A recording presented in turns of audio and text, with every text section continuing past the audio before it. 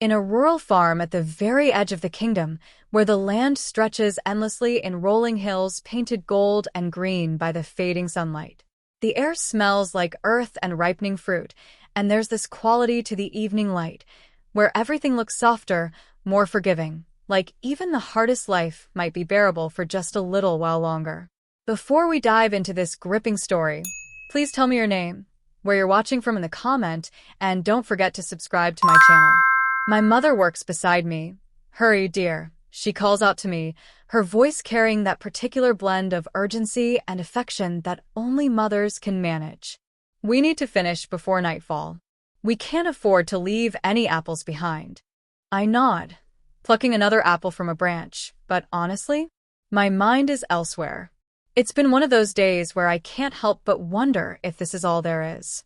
If I'll spend my entire life in this orchard, picking apples, selling them at market, scraping by month after month until I'm as worn down as my mother, until hope becomes just another luxury I can't afford. And then I do something I probably shouldn't. I turn, as if I can feel you watching this story unfold, and I speak directly to you. You know what it's like, don't you? To feel trapped? These apple trees, they're beautiful in their way, especially now with the setting sun turning everything golden. But they're also my prison. This is my world. These trees, this dirt under my fingernails, this endless cycle of planting and harvesting and barely surviving.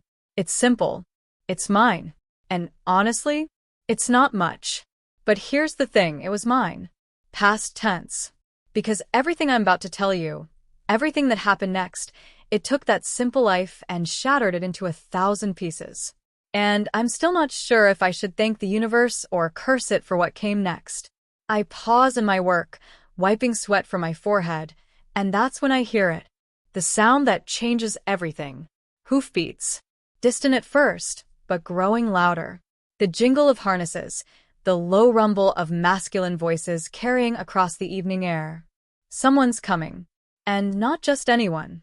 You can tell from the sound alone that whoever's approaching, they're important. My mother hears it too.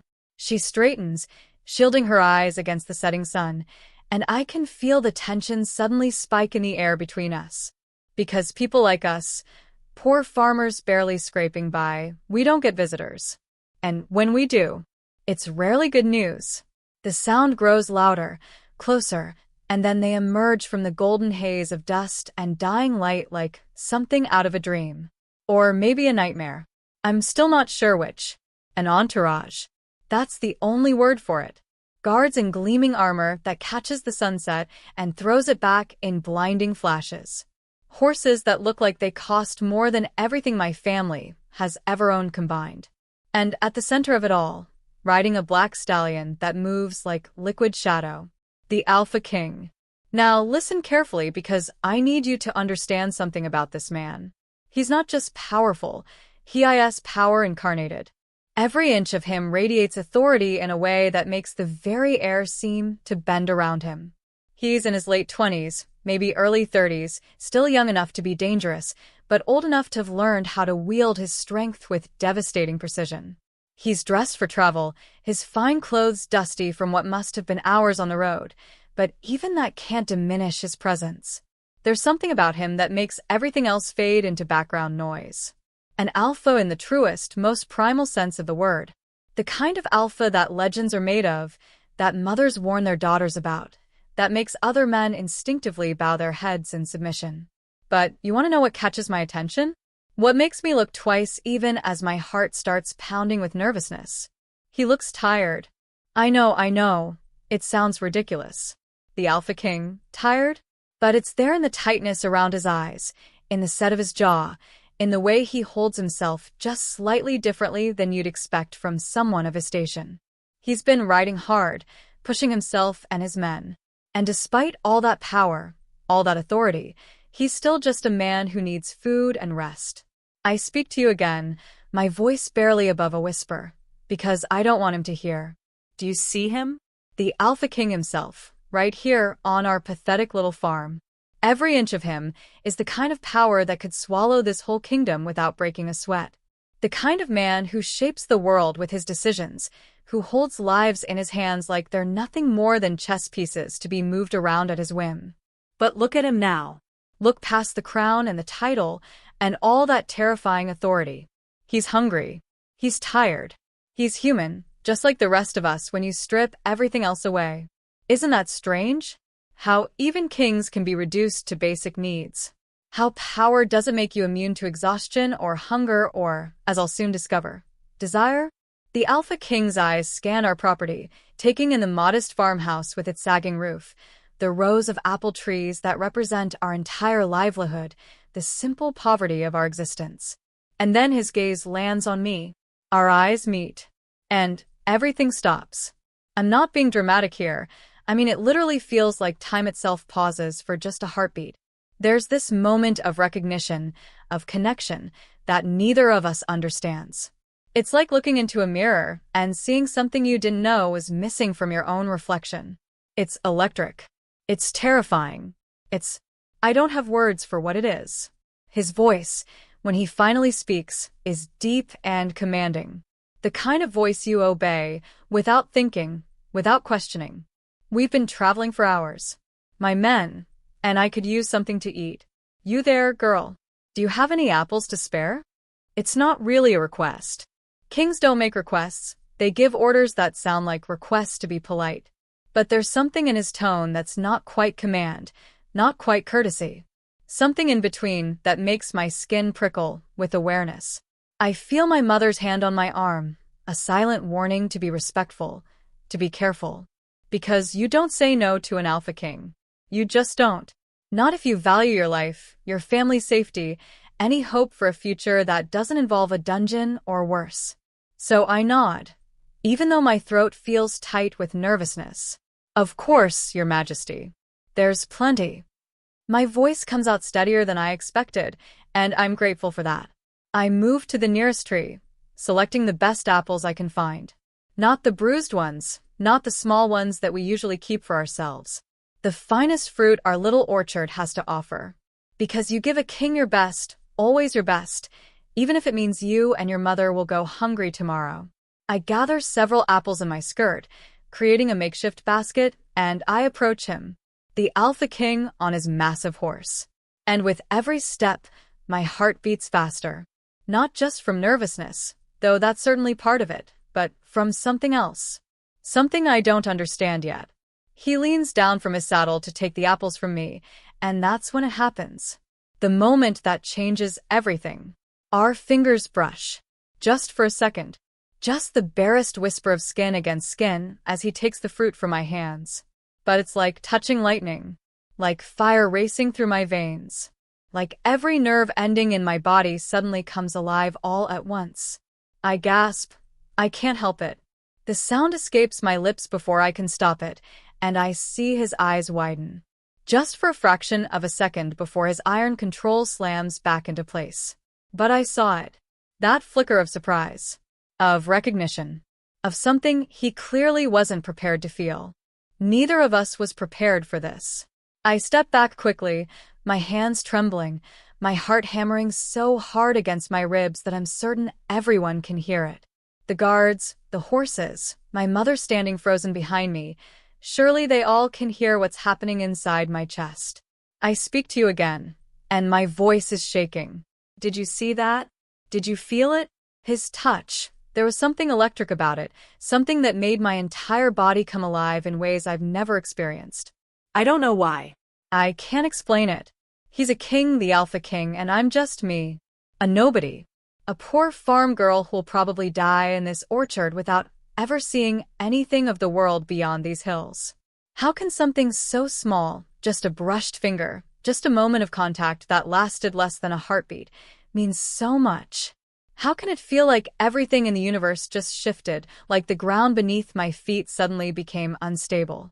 The Alpha King is staring at me now, really looking at me for what feels like the first time.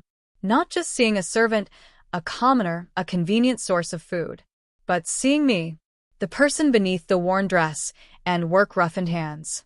The woman, not just the Omega. You're kind, he says, and there's a strange quality to his voice now.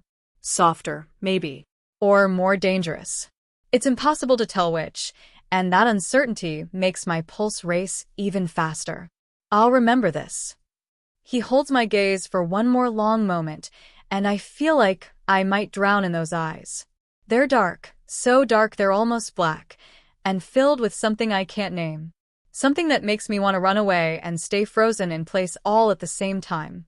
Then he turns his horse, tucking the apples into his saddlebag with one hand while keeping the reins controlled with the other. The entourage begins to move again, and just like that, they're leaving.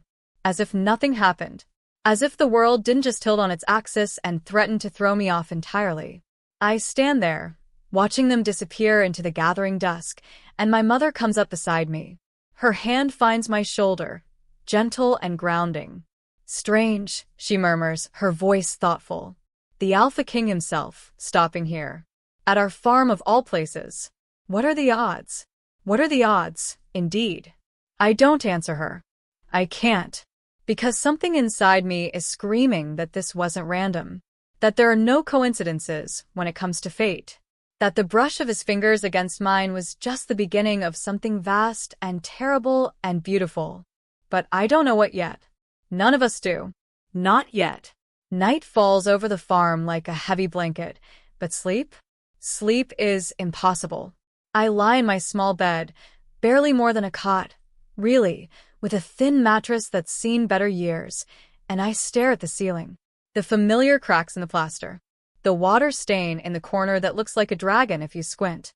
I've looked at this ceiling every night for as long as I can remember, but tonight it might as well be a completely foreign landscape.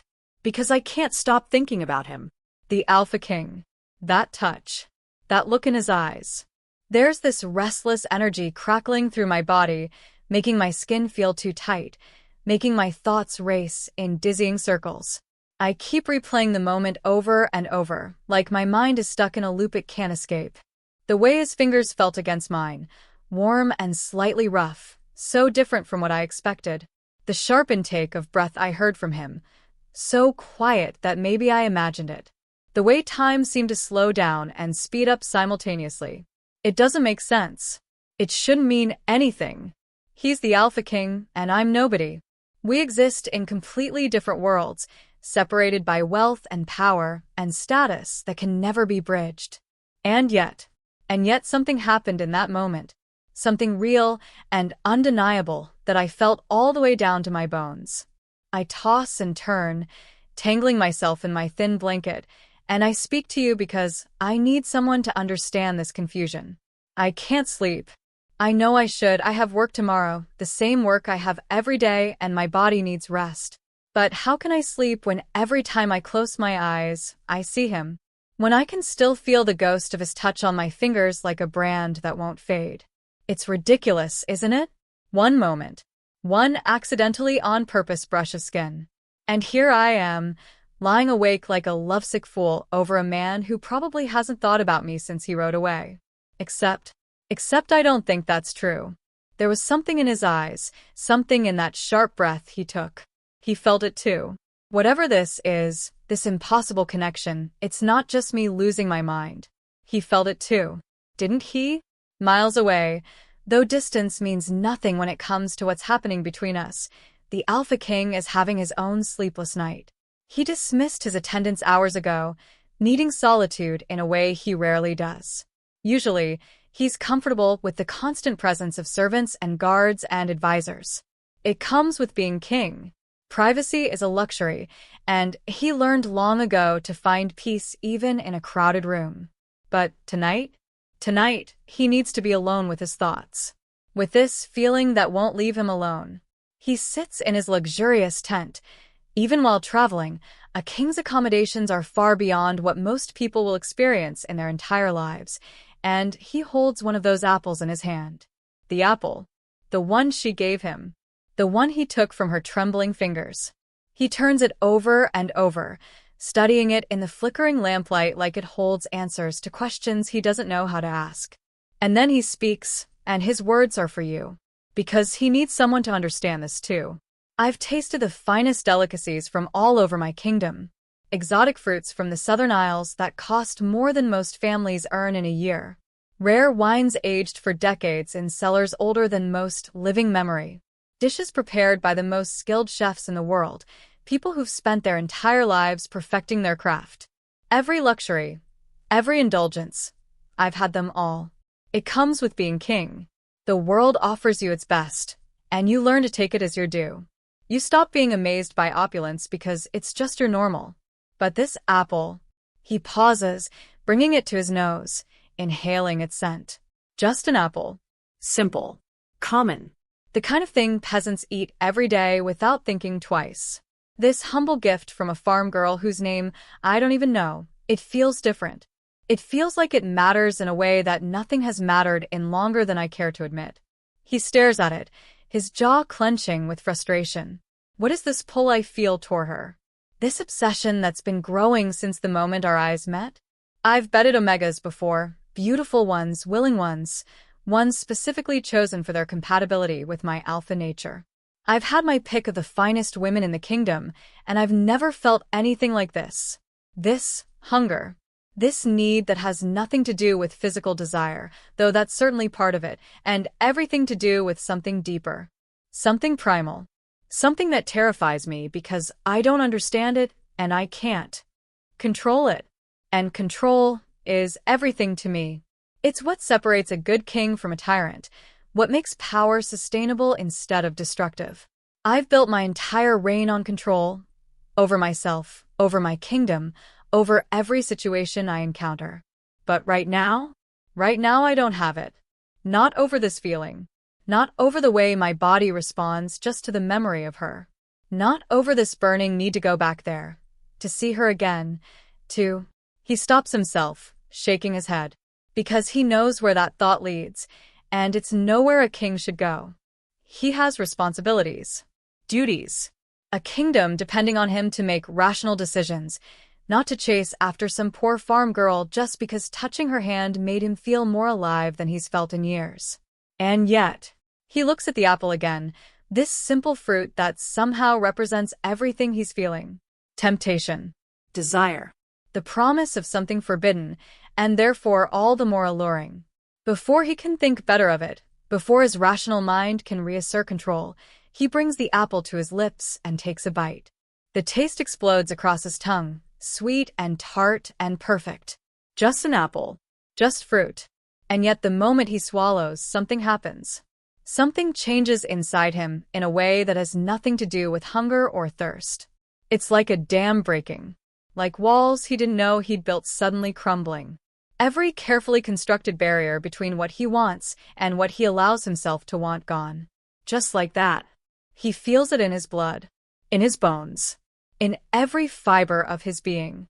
The pull toward her intensifies 1,000-fold, going from something he could ignore to something that demands action, demands satisfaction, demands her. His eyes flash with something dangerous and primal.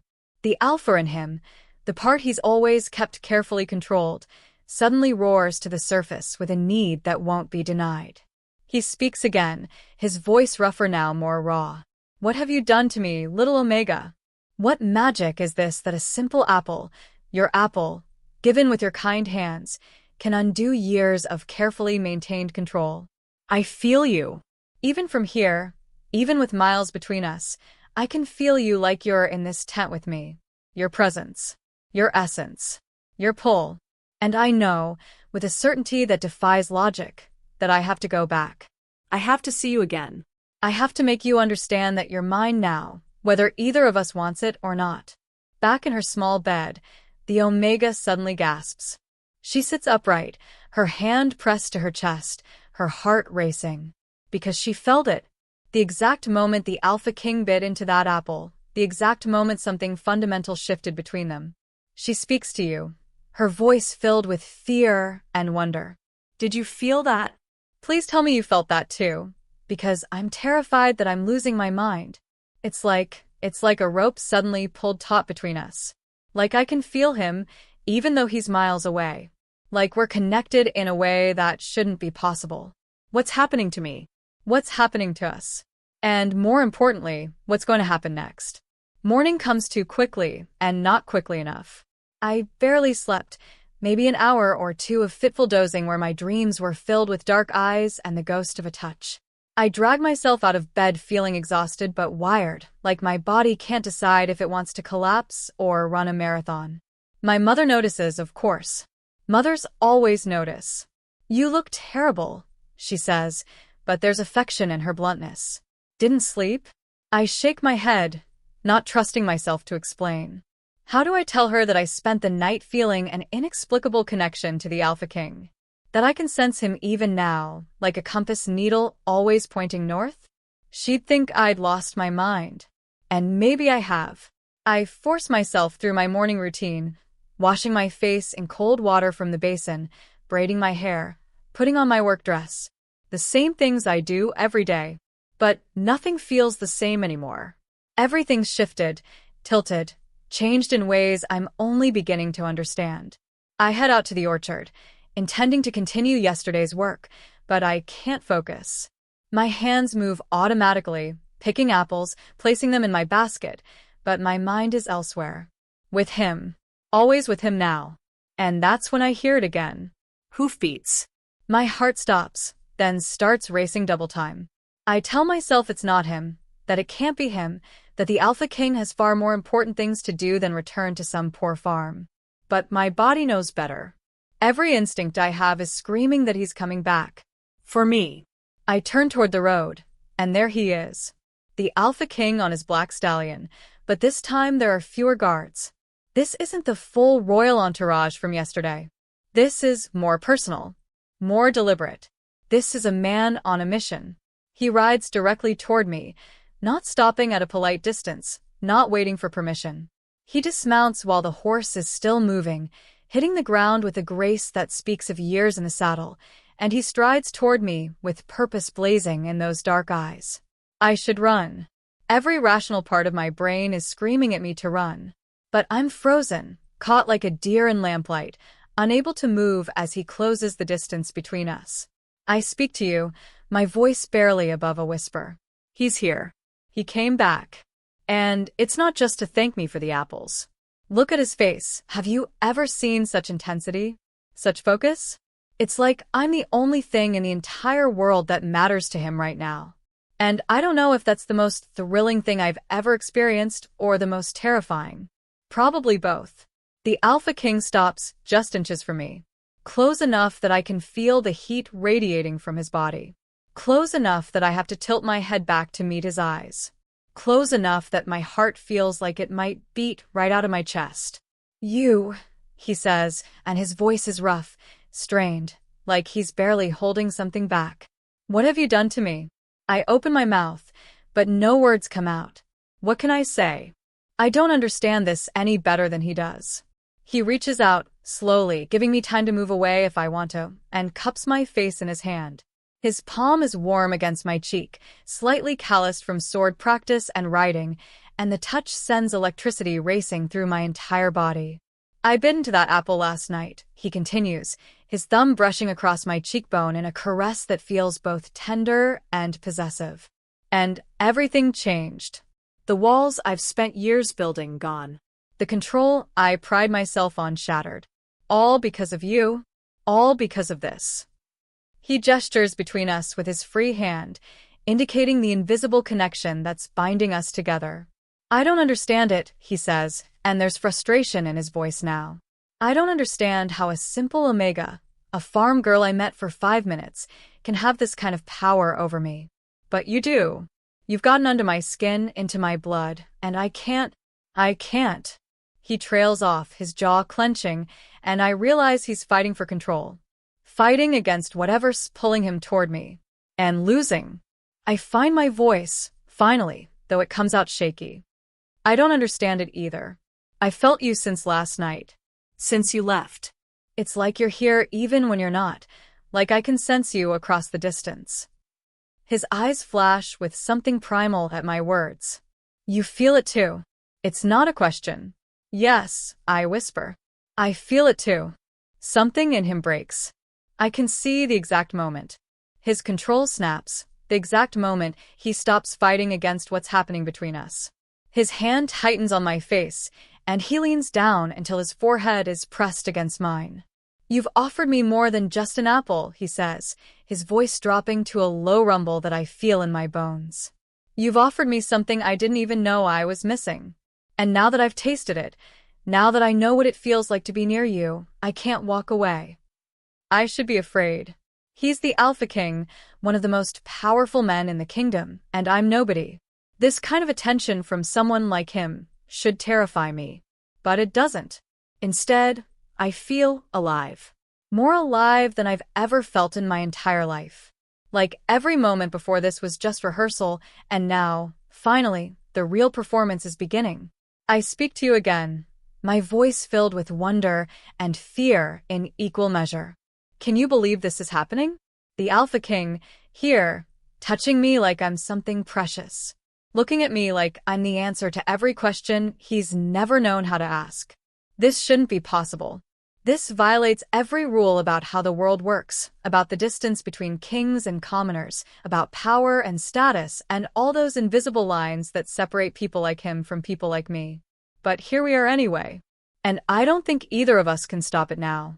The Alpha King pulls back slightly, just enough to look into my eyes. I feel the pull between us, he says. I've never experienced anything like it. I've never lost control like this before, but now I understand. I am bound to you, whether you want it or not. Whether I want it or not. He pauses, and his next words come out fierce and possessive. And I will claim what is mine. Those words should sound like a threat. They should make me want to run, to protest, to assert my own autonomy. But instead, they send a shiver through me that has nothing to do with fear and everything to do with desire. Because somewhere deep inside, in a place I didn't know existed until yesterday, I want to be claimed. I want to belong to him in whatever way this impossible connection demands. And that realization terrifies me more than anything else. I step back, breaking contact, and his hand drops to his side. But his eyes never leave mine, and I can see the hunger there. The need. The barely restrained desire to close the distance again and never let me go. What are you saying? I ask, even though I know. I need to hear him say it clearly, need to understand exactly what he's proposing. I'm saying that you're mine now, he replies, his voice steady despite the intensity burning in his gaze. I'm saying that this connection between us, whatever it is, however impossible it seems, is real. And I'm done fighting it. He takes a step toward me, and I take another step back. We're dancing now, moving around each other like magnets that can't decide if they want to attract or repel.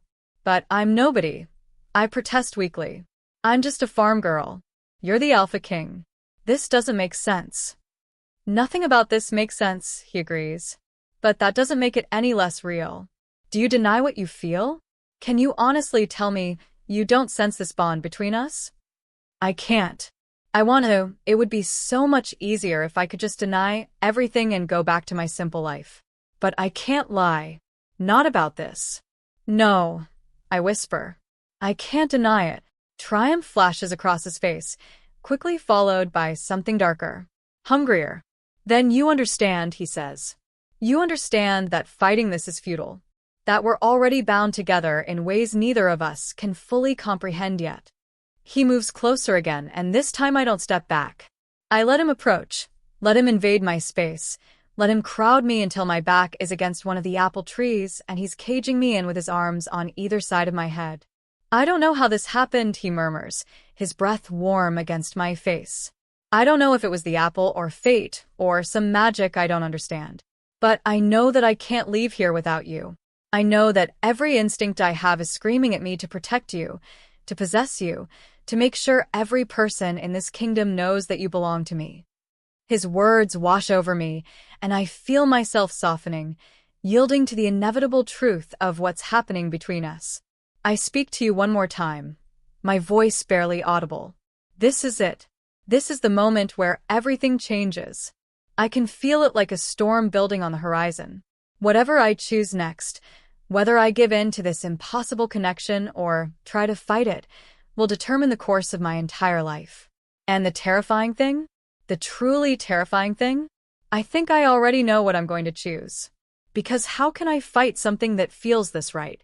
How can I deny a connection that makes every cell in my body come alive?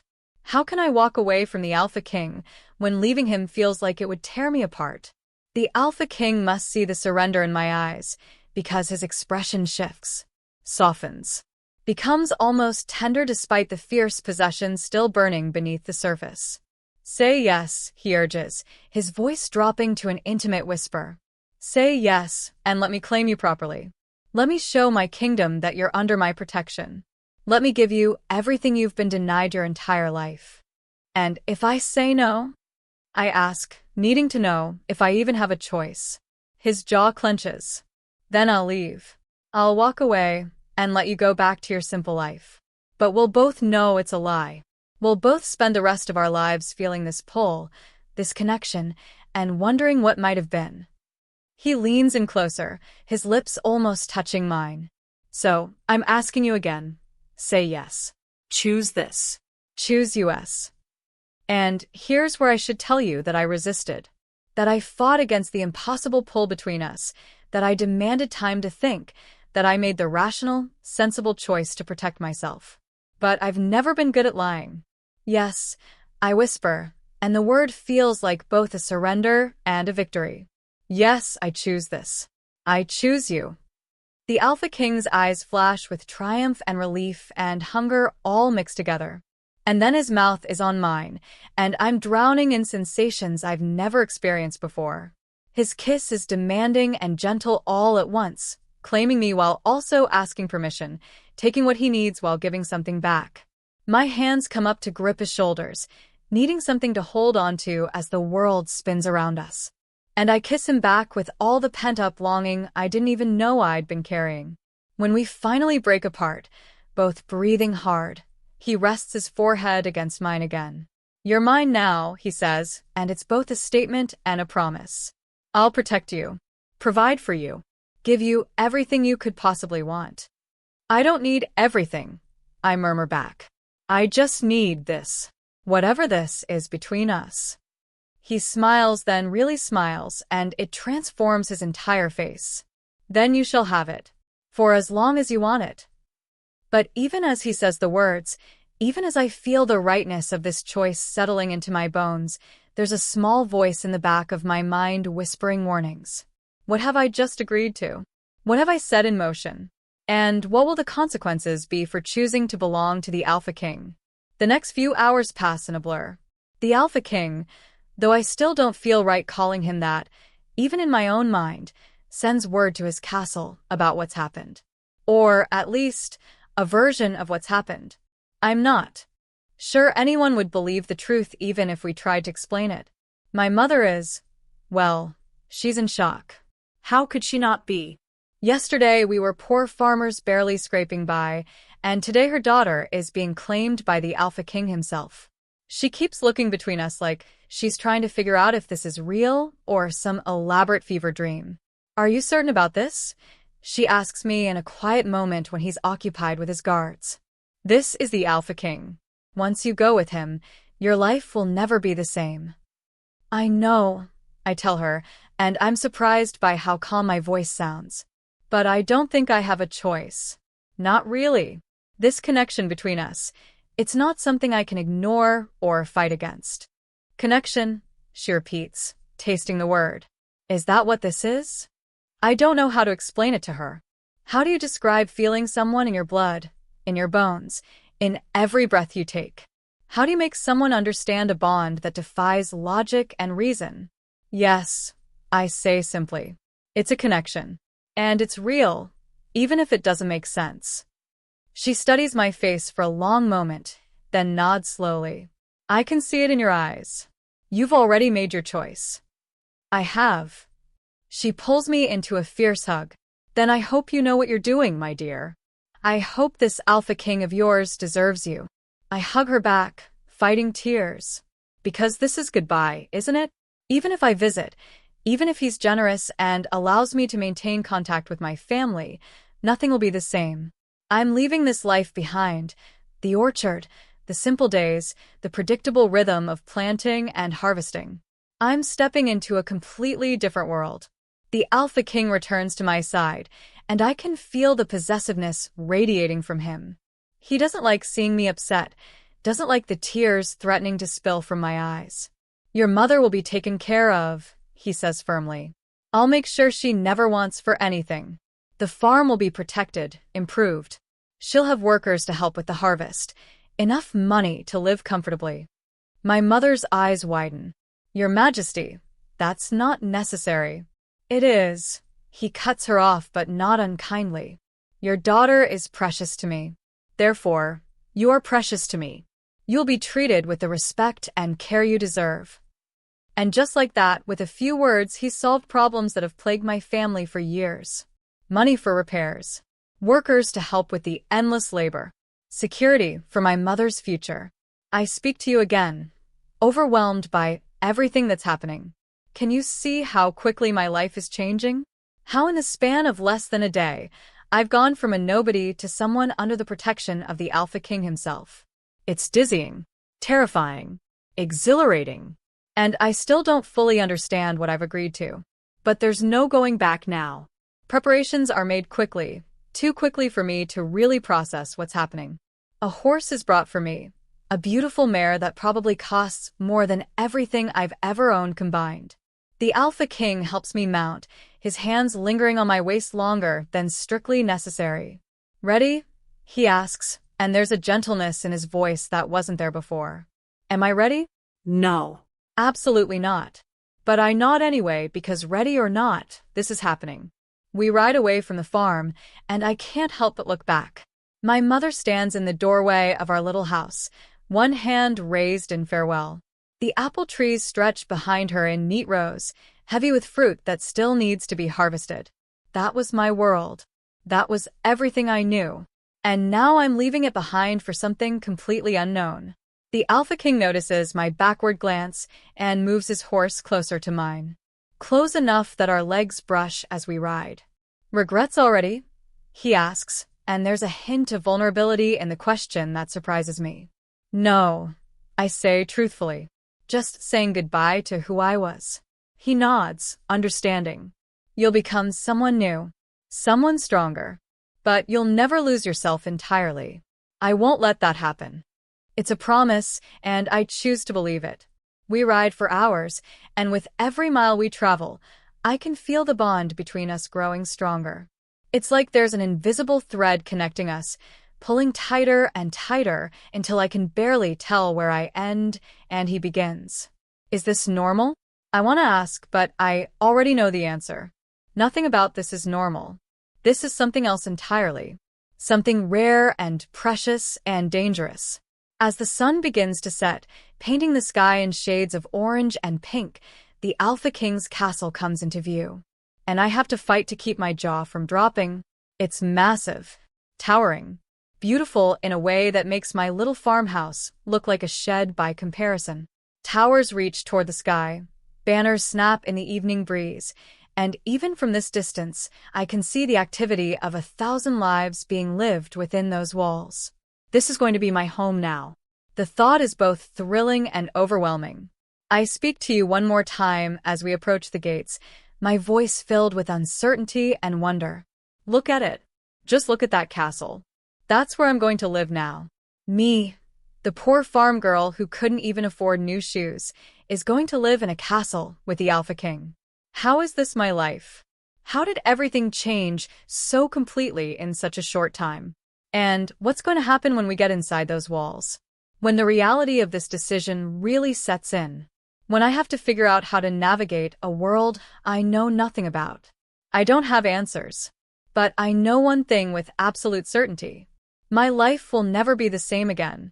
The Alpha King looks at me as we pass through the gates, and there's such intensity in his gaze that it steals my breath.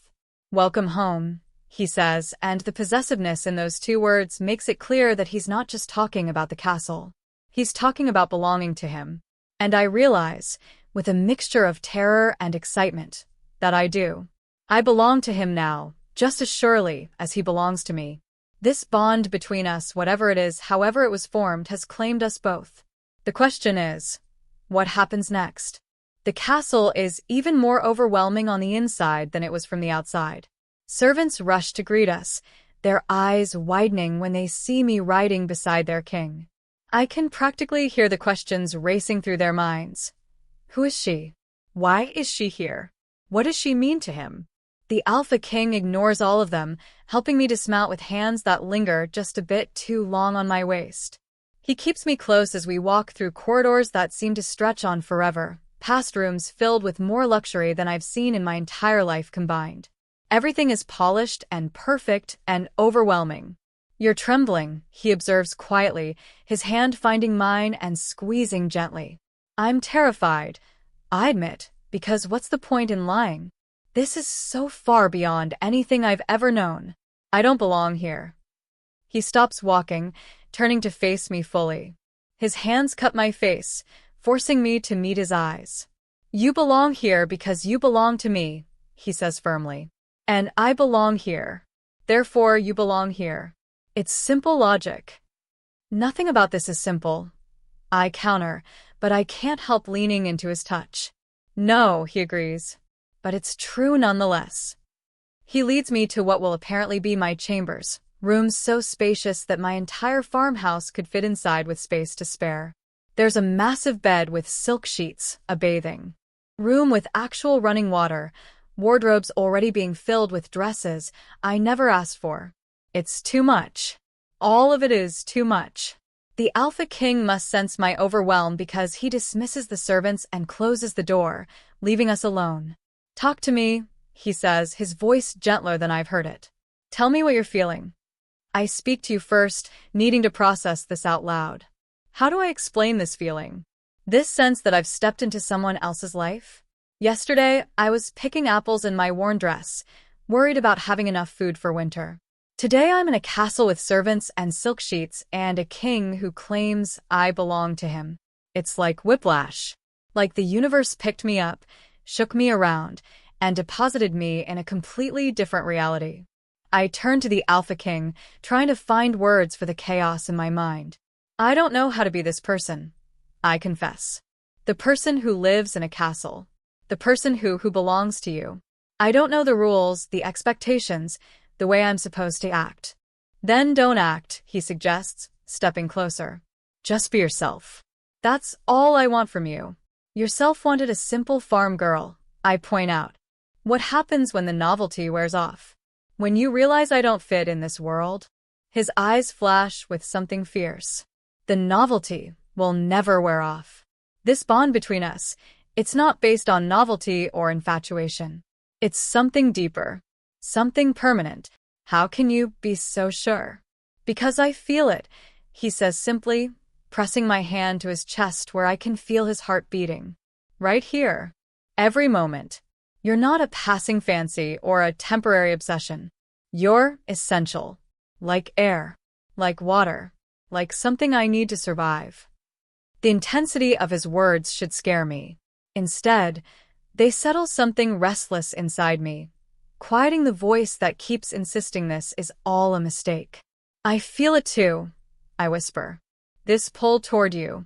This need to be near you. It doesn't make sense, but it's real. Then trust it, he urges. Trust this bond.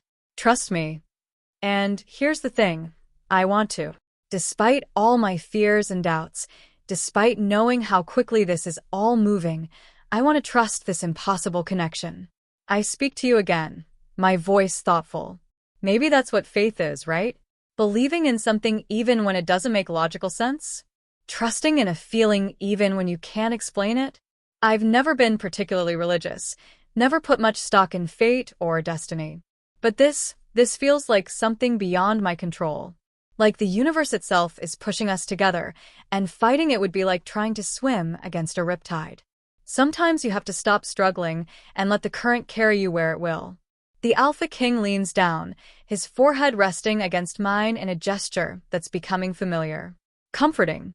I know this is overwhelming, he murmurs. I know I'm asking you to trust something you don't fully understand. But I promise you, I will never let harm come to you. You're under my protection now. Mine to guard. Mine to cherish. Mine to possess? I ask, and there's no accusation in the question. Just curiosity. Yes, he admits without hesitation. Mine to possess. But possession goes both ways, little Omega.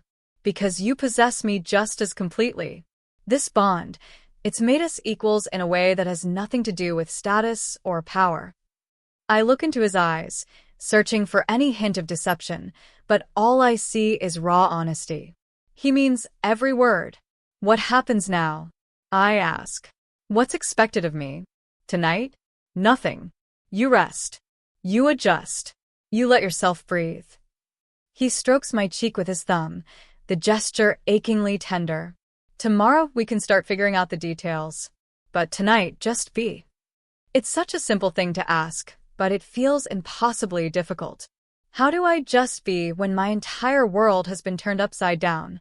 But I nod anyway, because what else can I do? The Alpha King seems reluctant to leave, and honestly, I'm reluctant to let him go.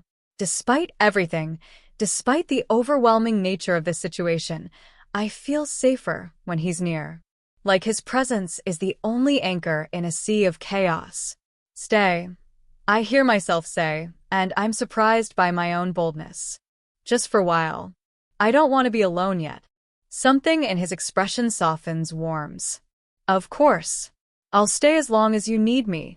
He settles into a chair near the bed, and I perch on the edge of the mattress, and we just sit together. No words. No expectations. Just two people connected by an impossible bond, trying to make sense of what's happening to them. And somehow, in the silence, I start to feel a little less overwhelmed. A little more like, maybe I can handle this after all. Because I'm not facing it alone. I have him. And he has me. Whatever comes next, we'll face it together. Days turn into weeks, and slowly, so slowly, I barely notice it happening. This new life starts to feel less foreign. I learn the rhythms of the castle, the faces of the servants, the expectations placed on someone in my position. It's not easy. There are moments of crushing doubt, times when I'm certain I've made a terrible mistake, instances where the gap between my old life and this new one feels impossibly wide. But through it all, there's the bond. The connection between me and the Alpha King, which I've learned to call by his actual name, though it still feels strange on my tongue, grows stronger every day. It's like we're two plants that have somehow grafted together, our roots intertwining until we can't tell where one ends and the other begins. He's different from what I expected. Yes, he's powerful and commanding when he needs to be. Yes, he can silence a room with a single look. But with me, in private moments, he's gentle, thoughtful, surprisingly vulnerable about his own fears and doubts. Do you ever regret it? He asks me one evening as we sit together in his private chambers. Saying yes? Coming here? I consider the question honestly. Sometimes I miss the simplicity of my old life, the predictability of it. But regret? No. Because being here with you, feeling this connection, it's worth the uncertainty. He pulls me closer, and I settle against his chest, listening to the steady rhythm of his heartbeat. I speak to you, my voice contemplative. Isn't it strange how quickly the impossible can become normal? How a bond that seemed insane just weeks ago now feels like the most natural thing in the world. I can feel him even when we're apart. Sense his mood, his location, his needs. And he can do the same with me. It's intimate in a way that goes beyond physical touch, beyond words. Sometimes it's overwhelming. But mostly it's just right. Tell me something. The Alpha King, my alpha as I've started thinking of him, says suddenly. Do you ever wonder what triggered this bond? Why it happened with us? All the time, I admit. Was it really the apple? Or was the apple just a symbol for something that was going to happen anyway? I've consulted with scholars, mystics, anyone who might have answers, he tells me. And the best explanation I've gotten is that sometimes, very rarely, an alpha and omega are simply meant for each other. Fated if you believe in such things. And when they come into contact, the bond forms instantly, irrevocably. Do you believe in fate? I ask. He's quiet for a moment. I didn't. I believed in choice, in will, in shaping your own destiny through action and decision. But now. He pulls back to look into my eyes. Now I believe that. Some things are written in the stars. Some connections transcend choice. That's almost romantic, I tease gently. Don't sound so surprised. I can be romantic when the situation calls for it. Can you? I challenge, smiling. He responds by kissing me, deep and thorough, until I forget what we were even talking about.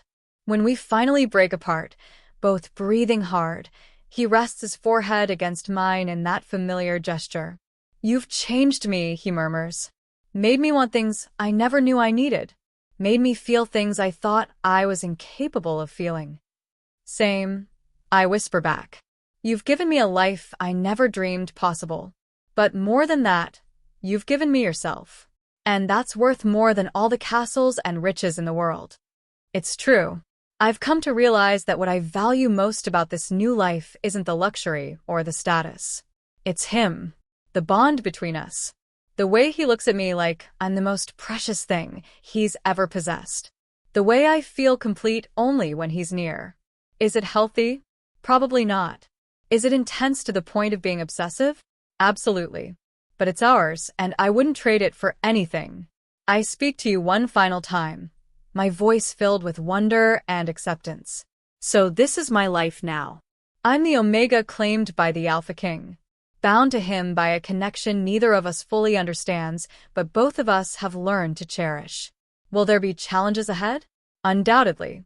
Will people question our bond, try to drive us apart, test the strength of what we have? I'm sure of it. But we'll face it together. Because that's what this bond means. We're stronger together than we ever could be apart. The apple that started it all?